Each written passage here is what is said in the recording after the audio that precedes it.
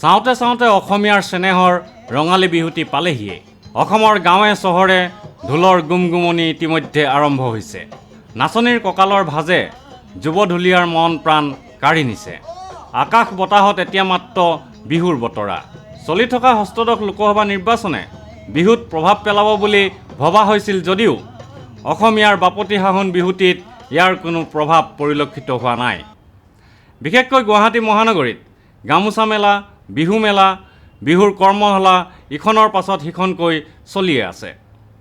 নিৰ্বাচনী ব্যস্ততাৰ মাজতে ৰাজ্যিক বিজেপিৰ সভাপতি সৰ্বানন্দ সোণোৱালে অসমৰ ৰাইজক বিহুৰ শুভেচ্ছা আৰু অসমীয়া নৱবৰ্ষৰ শুভেচ্ছা জনালে এনেদৰে। অসমীয়া নৱবৰ্ষ আৰু ৰঙালী বিহুৰ উপলক্ষে আমি ভাৰতীয় জনতা পাৰ্টি অসম প্ৰদেশ সমিতিৰ তৰফৰ পৰা অসমৰ সমূহ ৰাইজলৈ আন্তৰিক শুভেচ্ছাৰ শ্ৰদ্ধা জনাইছোঁ।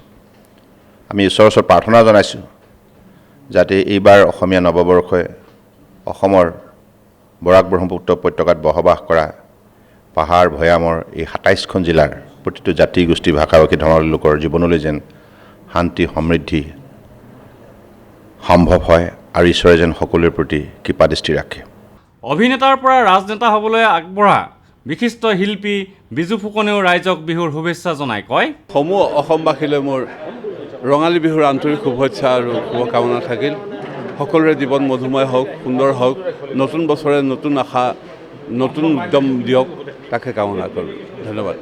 বিহুৰ বতৰত অভিনেত্ৰী চেতনা দাসৰ গাত তৰণি নাথাকে। ৰাইজৰ আপোন জনপ্ৰিয় অভিনেত্ৰীগৰাকীয়ে অসমৰ জনগণক বিহুৰ শুভেচ্ছা যাচিলে এনেদৰে।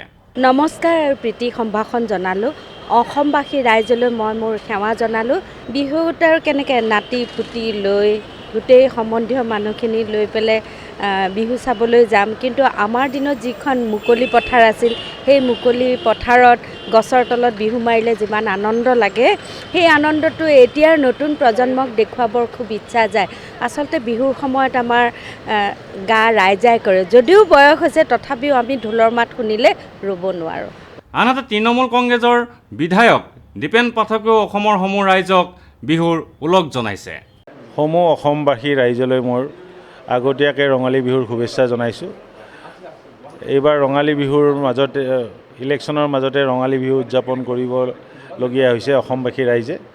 তাৰ কাৰণে অকণমান অসুবিধাত পৰিলেও যিহেতু বাপতি সাহোন ৰঙালী বিহু আমাৰ অসমীয়া জাতিয়ে উদযাপন কৰিবই, আৰু এই চেগতে আমাৰ যাতে আহিবলগীয়া, কাৰণ অসমীয়া নতুন বছৰটো আহিবলগীয়া নতুন বছৰটো যাতে আমাৰ অসমৰ সকলোৰে ভাল হয়, সকলোৰে মংগল হয়, এইখিনিয়ে কামনা কৰিছোঁ। আপোন বিহুটিত অসমৰ সমূহ ৰাইজ কুশলে মংগলে থাকক, অপায় অমংগল আঁতৰি যাওক। চেণ্টিনেল নিউজে তাকেই কামনা কৰে আৰু বিহুবলীয়া ৰাইজক আন্তৰিকতাৰে বিহুৰ ওলগ যাচিছে। ভিডিঅ' জাৰ্নেলিষ্ট সুশান্ত দাসৰ সৈতে অমৰদীপ গগৈ, চেণ্টিনেল নিউজ, গুৱাহাটী।